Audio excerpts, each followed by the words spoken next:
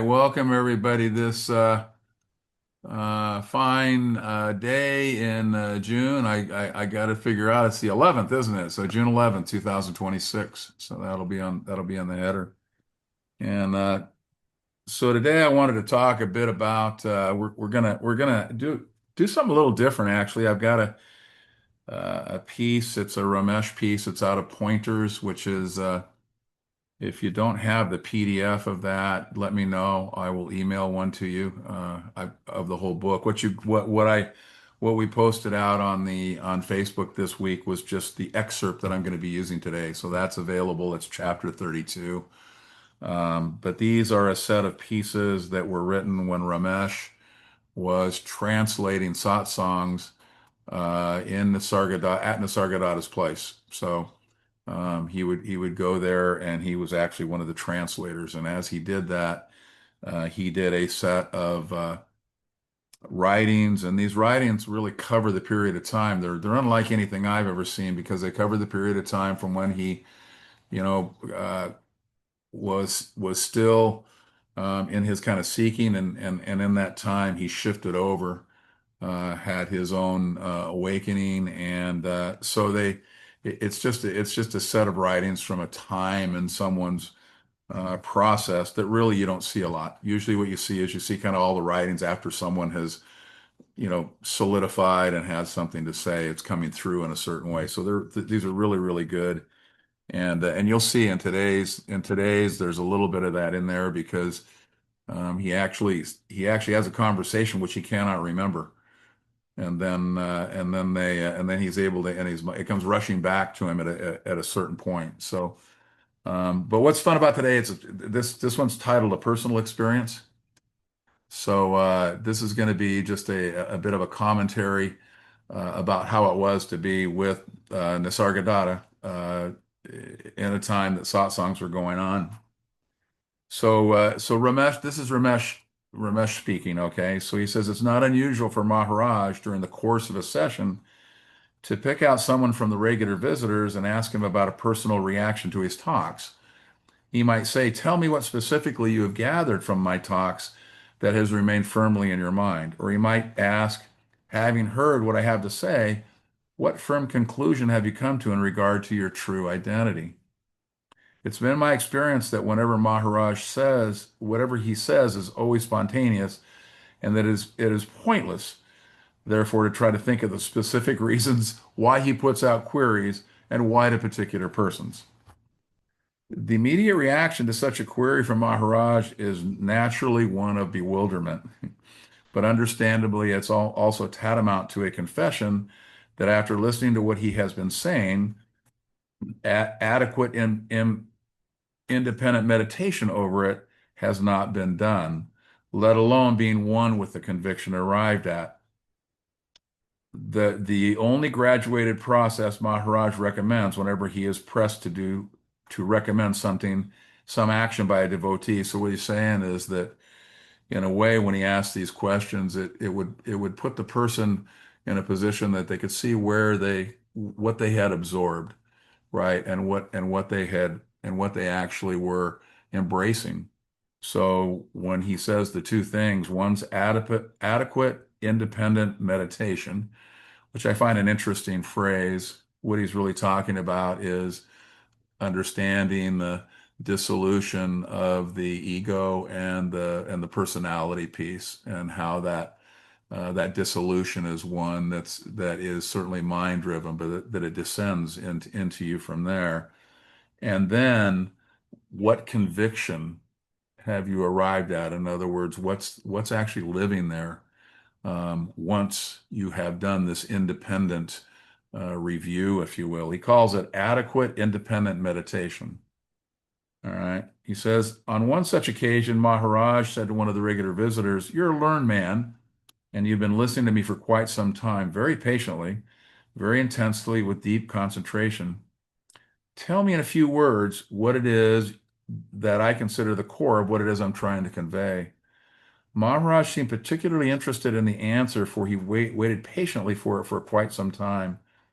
The devotee concerned made visible efforts to give an answer, but somehow or the other, a clear-cut exegesis would not come forth. During this intervening lull, so extraordinarily still and quiet, an answer spontaneously emerged in my mind. Awakening cannot take place so long as the idea persists that one is a seeker. All right. Now note, all I want you to see here is you're going to hear that a lot, that one is a seeker, and I want you to take that and I want you to fan that out over all of the personality definitions that you might hold. When when someone's speaking to your particular spiritual quest, they don't want you to identify with becoming a seeker. But there are other things that are happening in your life that you identify with as well. For me, it was being a corporate guy, right? I was a CPA to begin with, I was a deal guy, merger acquisition guy. After that, I did executive development and leadership work. So I always had some role in that place.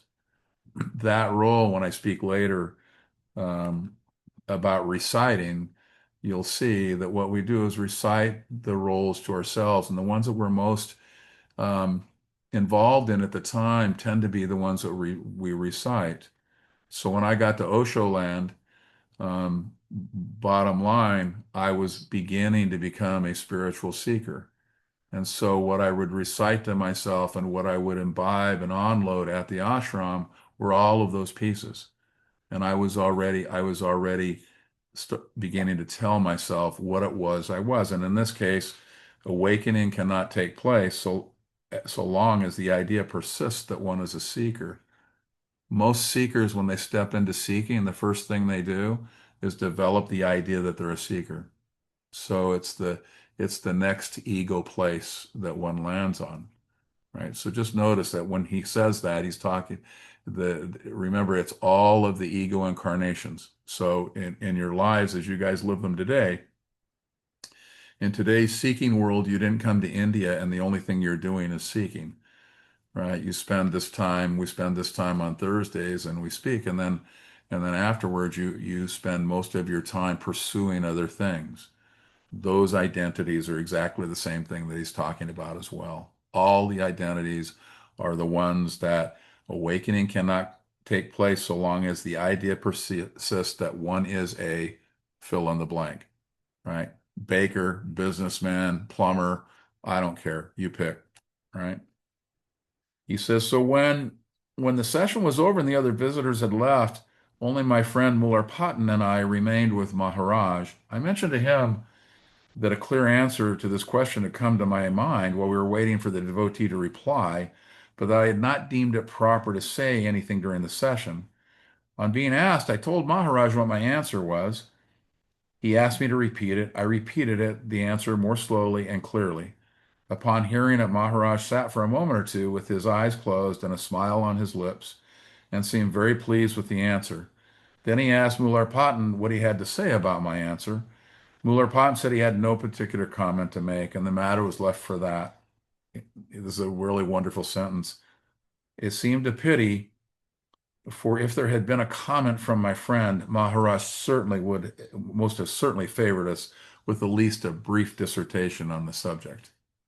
So you can see that um, this is a devotee waiting to hear, and so he was hoping for the dissertation, but because of the way it got handled, the dissertation never came. I find this often. I always chuckle. Ron's the one that does it with me every now and then. He'll say, "Hey, Alan, remember what you told me about?" And in that moment, there just is simply no way for it to be grabbed.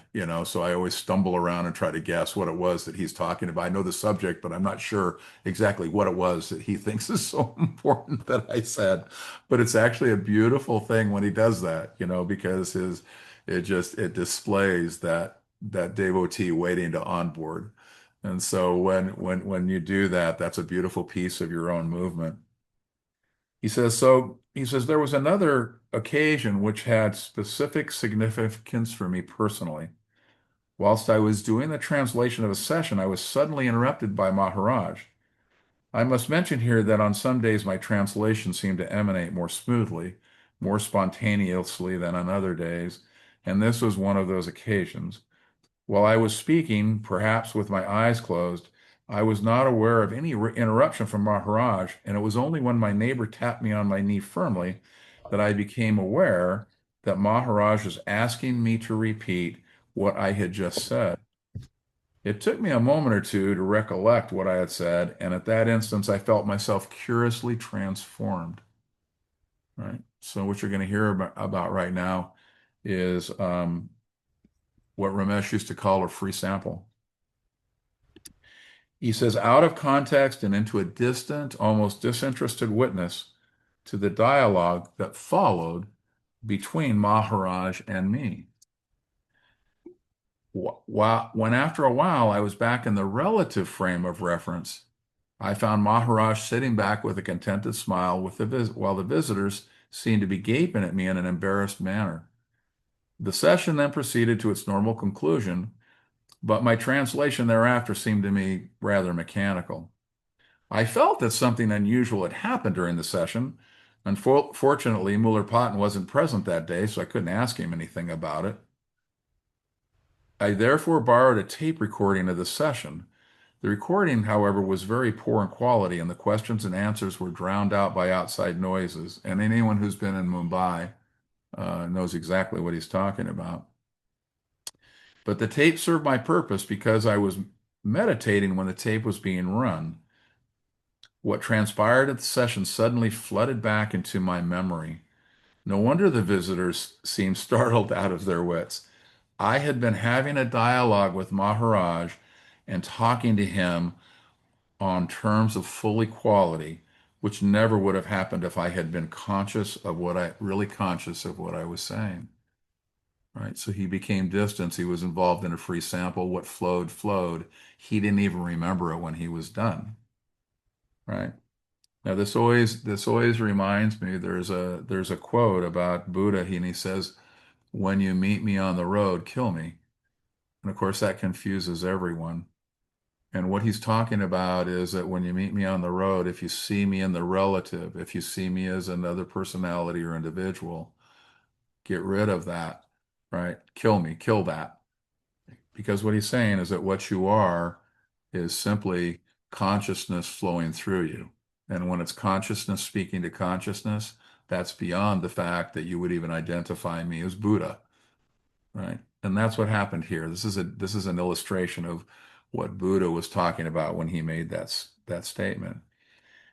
Ramesh goes on, it was not in the words, but the tone of a firm conviction that must have startled the visitors, as indeed I myself was when I heard the tape.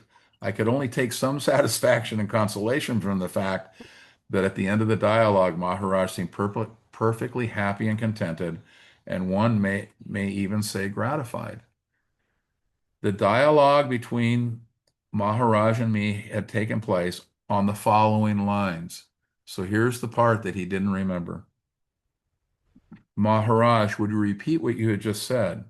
Answer. I said, I am consciousness in which the world appears. Everything and anything that constitutes the manifested world can therefore be nothing other than what I am absolutely. Maharaj, how can you be in everything? Answer.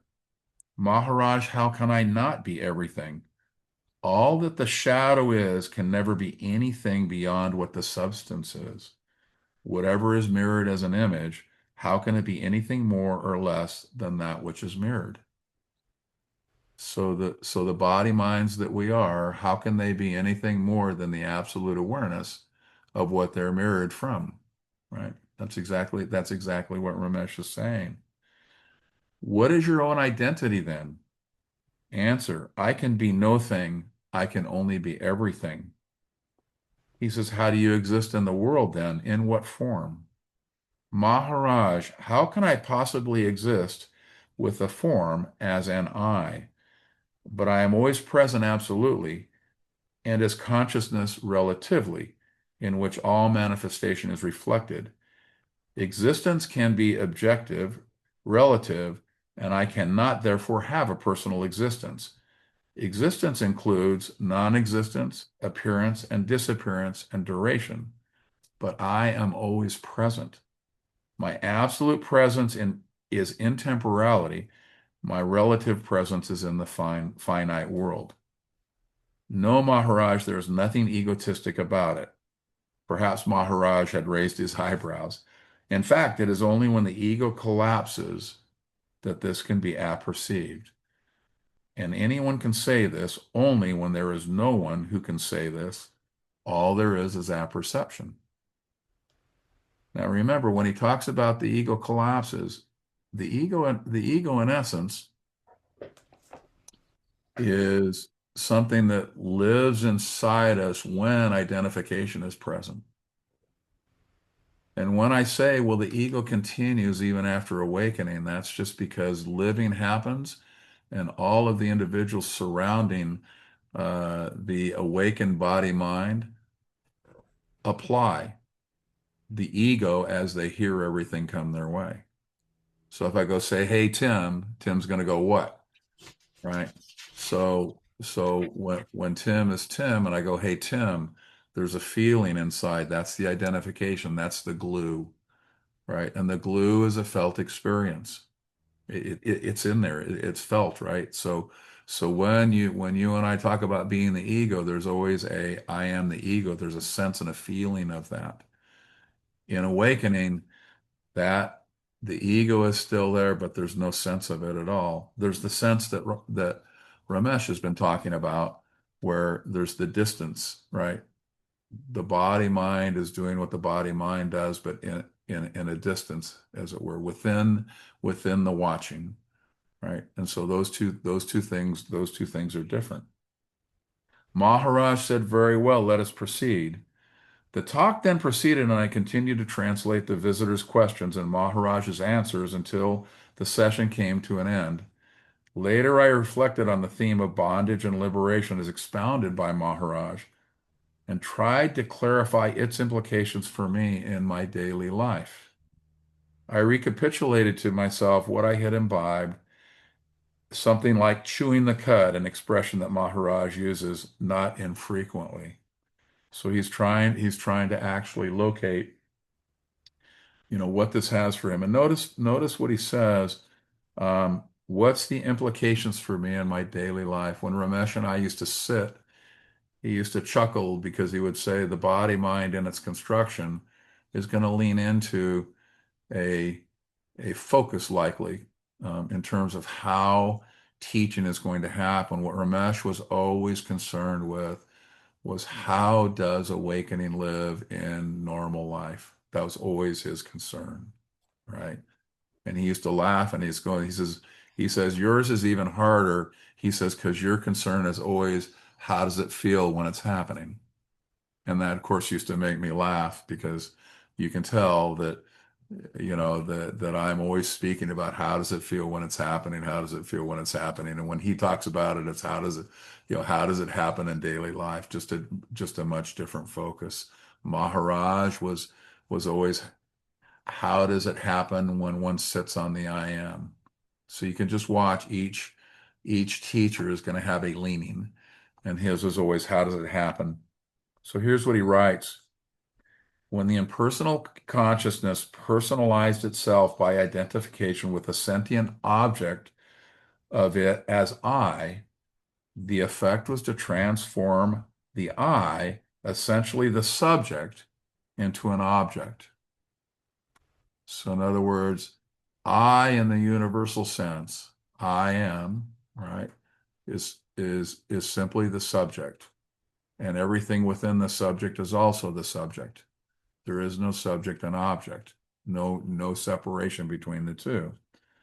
But when there's identification with the I as a separate living entity, then what happens is that the subject has now been transformed into the object. I becomes an object. It is this objectivizing of pure subjectivity, limiting the unlimited potential. You can all see that, right?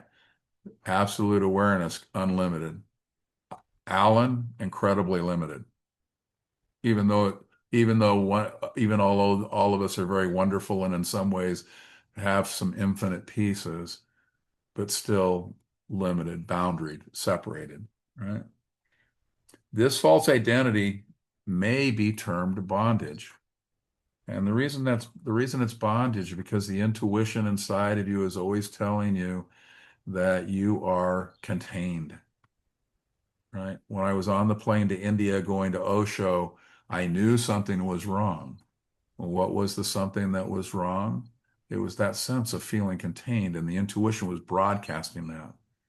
It was broadcasting that there was something, all I knew was that there was something wrong. Right? It is from this entity, he called the first time, it's the first time I think he's ever used it, entityfication. It is from this that freedom is sought. And remember, he later shortened that to entification, and I wrote a piece on that if you remember.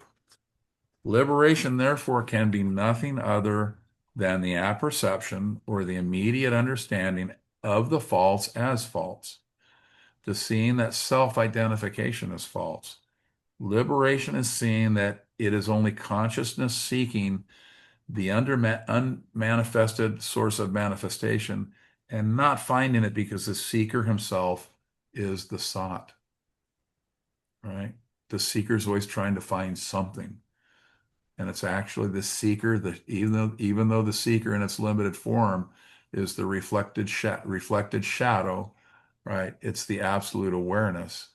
So really it's, you know, the spiritual journey is a function of settling in to the natural birthright. It's not a function of finding anything, right? Even though we spend our time trying to find.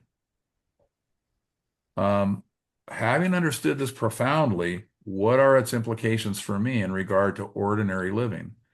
My basic understanding now is that there can never be an individual's entity as such with independent choice of action. Therefore, how can I, in future, entertain any intentions? And if I cease to have intentions, how can I thereby have any psychological conflicts? In the absence of intention, there can be no psychological basis for any involvement with karma. There would then be perfect alignment with whatever might happen, an acceptance of events without any feeling either of achievement or frustration. He's saying one is simply being lived into every single moment. Right? Such living would then be non-volitional living, an absence of both positive and negative volition, an absence of both deliberate doing and deliberate not doing. Going through my allotted span of life, wanting nothing and avoiding nothing, so that this life, this duration of consciousness, which has come like an eclipse on my original true state, will disappear in due course, leaving me in my absolute presence. What more could the conceptual one want? Right. So he kind of flips it around. He talks about the conceptual one seeking, and then when he describes what it is that remains once the conceptual one is seen through, he goes back to the conceptual one and says, well, what more could that one want? Right? Even if you thought yourself volitional, what more can you want than that simple fact? So that's Ramesh, and you see, if you just read this one piece, you can see that this is a piece where he's a seeker, has this particular event, right? And then he does what he talked about in the very beginning. If you remember, he said Maharaj would ask somebody, and it would reflect, had they done adequate independent meditation, which is really just the examination of what happened, and what conviction had been arrived at. And you can see that that's exactly what happened in that story that he tells about his interaction with Maharaj, right? He has this conversation with him, right? And he does it from a place of complete apperception. But then the apperception disappears and he comes back into his own relative state. And then he does exactly what Maharaj said. He examined what had happened, and then he said, what is my conviction now? And he actually wrote it down. Right? So that's just simply those are those aren't practices, as you can see. Right? That's just mining, harvesting. That's all that's really going on there. All right. Any comments or questions before I launch into my piece? Only that that was just a really wonderful piece. Thank you. You're welcome. Yeah, you can imagine having spent time with Ramesh, that I like the story. Like when I because I knew him personally, so of course the stories I really love those, and I love the fact that he put those into. So here, my piece, my add-on this time, I labeled it the ego's attempt at permanence. So um, what happens is that you can see that the identification creates a sense of it can create what you and I consider a sense of permanence because we feel the glue of identification actually lives as a felt experience in the body mind. So, so one simply has to see that the ego in its own receipt of intuition is is basically on the issue of trying to create the sense of permanence because as the autonomous doer that's in charge, it believes that it is its duty to create permanence rather than what we just described, which is simply the uncovering of the permanence that's already there. So I wanted to just talk about it so that when you look inside, you might be able to feel a little bit more of of what it feels like for identification to be basically sealing itself into your sense, into your presence. So Osho's ashram in Pune sat several hundred yards from a corner where the German bakery served as a daily gathering place for seekers from around the world. For many of us, stopping there for tea and pastries before satsang became part of the ritual. We would leave the bakery, turn the corner, and slowly see the commune emerging in the distance. The sight of it became familiar, comforting, anchoring. And the beautiful chaos that was India, the appearance of these buildings carried the feeling of arriving home. Then one morning, everything changed.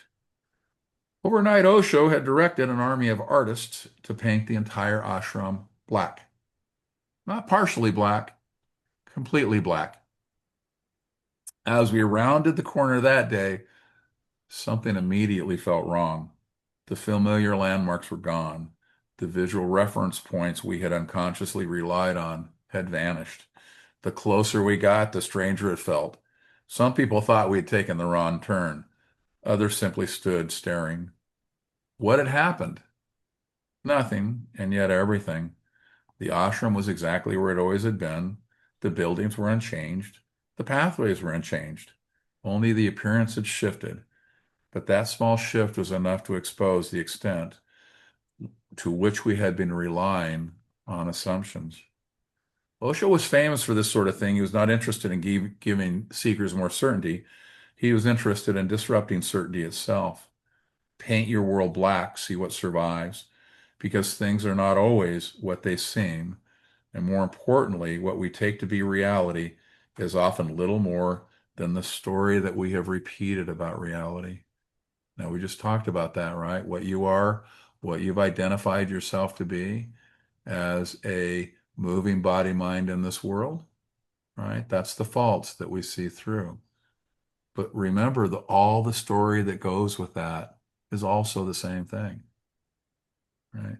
The autonomous doer doing its doing. That's what he's talking about. Why does the body mind prefer the known past to an unknown future? Because only in the known does the ego believe it can operate. Think about that for in the known is where the ego operates. The ego is not merely a collection of thoughts and preferences, it is a manager. It runs an entire operation, and every manager requires data. The known past provides data, the future does not.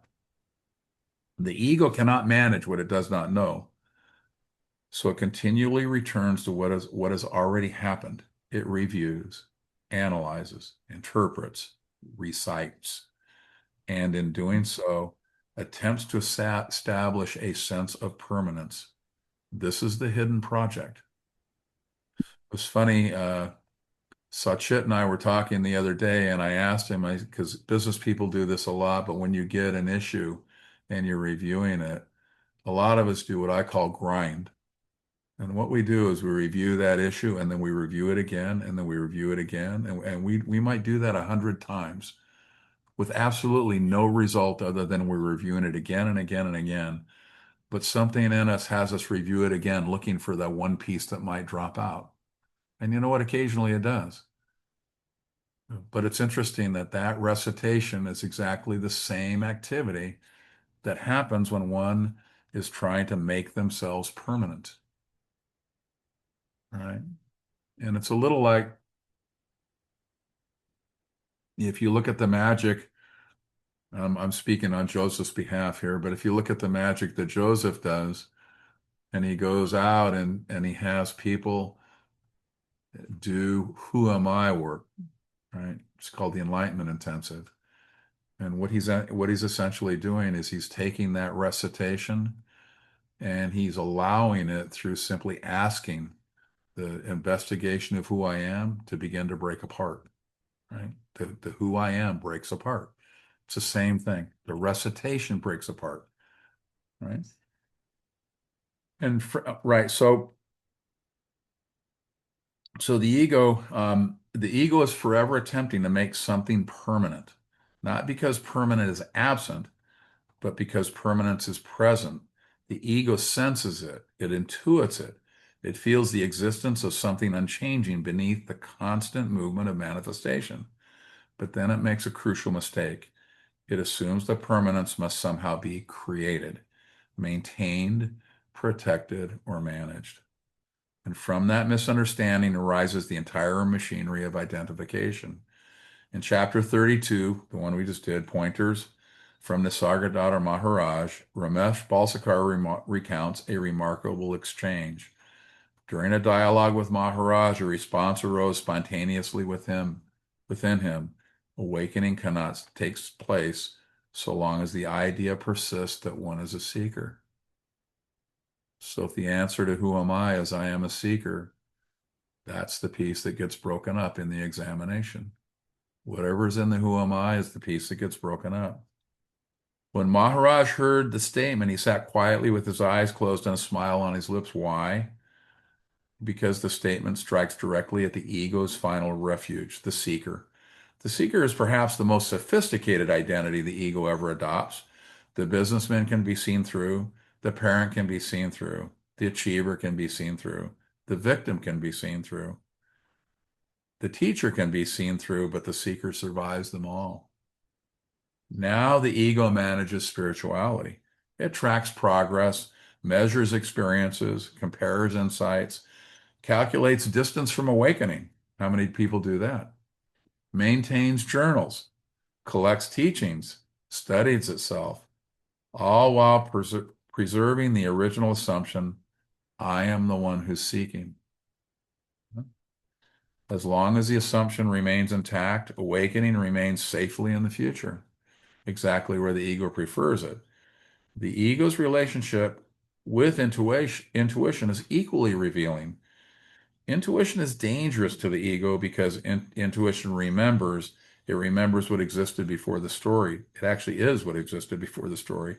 It remembers what existed before the manager appeared. It remembers our original face. That is why intuition often appears as quiet dissatisfaction. Something is wrong, not with circumstances, not with life, not with the world. Something is wrong with the orientation. So when you think about it, the ego, when we basically turn ourselves as a subject into the object, we're robbing the subject of its subjectivity, right? When the ego attempts to establish permanence, it's attempting to rob intuition of the permanence that it already is, right? That's what it's up to. Many years ago, hearing Osho's voice for the first time triggered precisely that recognition. A knowing appeared instantly. He knows. That was all. Yet the impact was profound. The intuition had something fundamentally had been overlooked, intensified, until eventually it became impossible to ignore. The original face had glimpsed itself. but intuition is rarely allowed to operate freely. The ego had developed a remarkably effective plan to override mechanism. I call it recitation. Perhaps you experienced something painful in childhood, a betrayal, a rejection, a humiliation. The event passes, but the ego immediately creates a story around it. And then something fascinating begins to happen. The story begins to repeat itself. The mind recites it again and again. Years later, the original event might be gone entirely, but the story remains active. The same conclusions, the same villains, the same interpretations, the same emotional tone, the same identity. Each recitation reinforces the previous one. Each repetition attempts to stabilize the story. And beneath the story lies a deeper attempt, the attempt to establish permanence. That's why a recitation feels so compelling. The ego senses the existence of the permanent. It senses the existence of the unchanging. But rather than relaxing into it, attempts to manufacture permanence through repetition. It believes that if it tells a story often enough, it can make itself real, permanent, solid, reliable, and safe. And so the story becomes a substitute for reality. So when you hear me say that we live in a story, it's the recitation that we've created. The story becomes so part of ourselves, we believe we live in it. Not because the ego is malicious, it's confused. It is reaching towards something genuine. It's simply reaching in the wrong direction. Balsekar's description of identification captures this perfectly. When the impersonal consciousness personalizes itself by identification with the sentient object, that is the original movement, the subject mistakes itself for an object. The infinite mistakes itself for something finite. Awareness itself mistakes itself for the body-mind. And from that single misunderstanding emerges the subsequent story, the recitation, the management, the seeking, the struggle, the entire operation. This is why Balsekar's dialogue with Maharaj is so beautiful. At one point, Maharaj asked him to repeat something he said. Balsekar realized that while translating, he had slipped into a state where the usual student-teacher relationship had vanished. The manager was absent. Recognition was speaking directly. He found himself saying, I am the consciousness in which the whole world appears. And when Maharaj challenged him, how can you be everything? The answer came, how can I not be everything? All that the shadow is can never be anything beyond what the substance is. That was not philosophy. Recognition had momentarily outrun identity. That's what a free sample is. The manager had stepped aside. Liberation is nothing more mysterious than this. The false is seen as false. The mistaken identity is recognized as mistaken. The seeker discovers that what is sought is the very awareness that is doing the seeking. As a seeker, you probably recovered something that was once buried, a feeling, an intuition, a quiet knowing that the separate self is somehow too small to contain what you are. Good. That intuition matters. But now another step becomes available. The next time you catch yourself reciting one of your stories, notice it. Not to stop it, not to approve it, not to replace it with a better story. Simply notice it. Notice the repetition. Notice the familiar emotional cadence. Notice the certainty. Notice the identity being reinforced. Now, you all know when Ramesh described being distant and he had that conversation with Maharaj, everybody knows what that is, because when watching happens, there's always what I would call a distance is felt within the watching. So now, when you apply that to the recitation, you're no longer reciting it to yourself in here in the middle, making it stronger, making it fuller. You're simply watching the body-mind attempt to do that on its own. And in the watching lies exactly that distance. Right? So the state that Ramesh was speaking from is the state from which the watching happens. And then notice that something is aware of the entire process, that awareness is not reciting, it's not defending, it's not managing, it's not seeking permanence. It's already what the ego has been unsuccessfully trying to become. Recognize and watch, and that's enough. The walls of the ashram were painted black so that the familiar assumptions would fail. That's what the teaching does. It does not provide a better story. It does not improve the manager. It does not help the seeker become a more successful seeker. It paints the walls black. It removes the familiar reference points. It leaves you standing in territory where the old certainties no longer function. And if you remain there long enough, something extraordinary becomes obvious. The permanence the ego spent a lifetime trying to create was never absent. Only the story about it was. Okay. So that's today's piece. So how does it feel when the next time, whenever you feel something internally, right, and you see that all there is you and that, and there might be the recitation. Uh, Not only that, you may have different versions of recitation. You may not even recite, but there's a process of driving your identification deeper, whatever that happens to be, right? Then you know in that moment that you're identified. And the minute that the identification is seen, then the step back, even by seeing the identification, the step back is already starting to occur. One is already beginning to move into the watching. Oh, that's not me. I see that that's happening. Right? Osho used to say that seekers are butterflies in a lab, right? It's a laboratory that we're all involved in. And then he would say, just simply watch the butterflies. Right? We're all butterflies in a lab. Watch yourself as a butterfly. That's the laboratory. That's the experimental piece, the watching. All right. Any questions or comments?